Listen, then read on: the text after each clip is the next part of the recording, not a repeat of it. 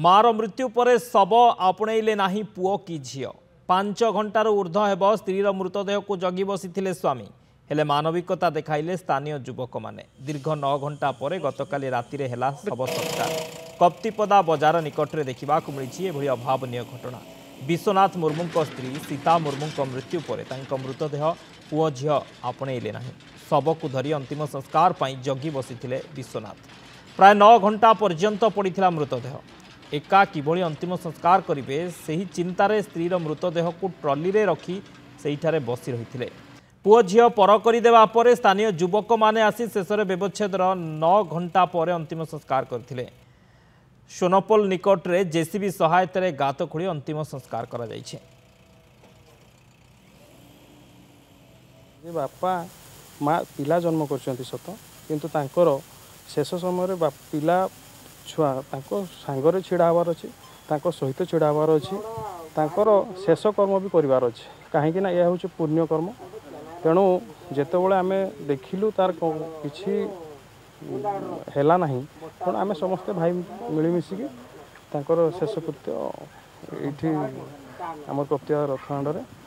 शेष कृत्य कर समस्त सहयोग किसी सांबादिक भाई भी थे आम केते मिलमिशिकी आणिकी कार्यटी को जर हवा कथा रीतिनीति अनुसार शव संस्कारटा जे भाया हवा दरकार से भाया हो पारुनी किसी युवगोष्ठी आउ समस्ते मिलमिशिकी आसी आम कार्यटी को संपादन कलु। आ शशिकांत मिश्र उदला रिपोर्टर फोन लाइन रही सहित शशिकांत अति अभावनीय घटना जो माँ छुआ को जन्म देती से छुआ से पुओ से झील मार अंतिम संस्कार करने आसुना ये गोटे अभावनीय घटना स्थानीय युवक माने मिसी काम करिसेंती किबोल देखुचंती घटना को निश्चित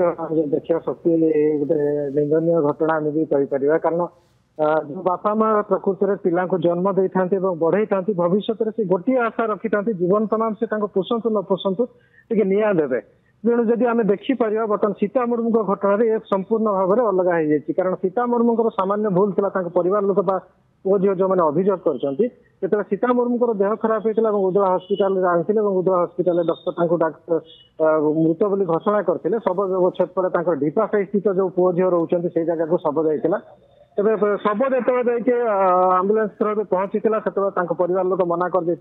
कारण से विश्वनाथ मुर्मू और सीता मुर्मू से पुओ झील पाखे न रही कप्तिपदा अंचल जड़ी गोटी चलते तेणु सी कहले जो थिला से जगह ही तार शव संस्कार करें तार शव संस्कार करें तेणु जो शेष मुहूर्त जो माँ मरिकी पड़ी शव पड़ी सेठी गोटे आप चिंता करूँ मानविकता निश्चित कर्तव्य मानविकता दुईटा सारा निश्चित भाव में लोप पाई निश्चित भाव में कहीपर कारण से निज कर्तव्य तो भूलीगले मानविकता हर बसले कारण पुओ झील शेष करने कथा शवदाह करने परिवर्ते शव को ग्रहण कले ना माने शेष मुहूर्त आम चिंता करें जो बापा माँ मृत्यु हो जाए कि परिवार लोक आत्मस्वजन मृत्यु होता शेष मुख दर्शन अनेक समय बाहर थे से अपेक्षा कराए कि पाखे ये सब जिन लोप पाई जाता कौटी ना कौटी से मार मुह को देखी नथिले फल धरिक रही कारण विश्वनाथ ट्रली बांधिकी से शव को रखी ट्रली बांधा पर सी सांगे गोटे कुकुर रोला कुकुर और विश्वनाथ दी जन शव संस्कार लोकर आवश्यकता था ये घटना को जो गणमाध्यम प्रचार है किसी स्थानीय युवगोष्ठी एक कथा गुरुतर सहकार ग्रहण कले किसी सांबादिक सामिल है सांबादिक युवगोष्ठी निष्पत्ति करते जो विश्वनाथ स्त्री सीतार शवदाह हो पारे विश्वनाथ असहाय हो पड़ी से समस्त मिलमिशी गोटे पुण्य कम बोली समस्त ग्रहण करते पुण्य कम ग्रहण कर 9 घंटा पर 9 घंटा पर शव सत्कार करते।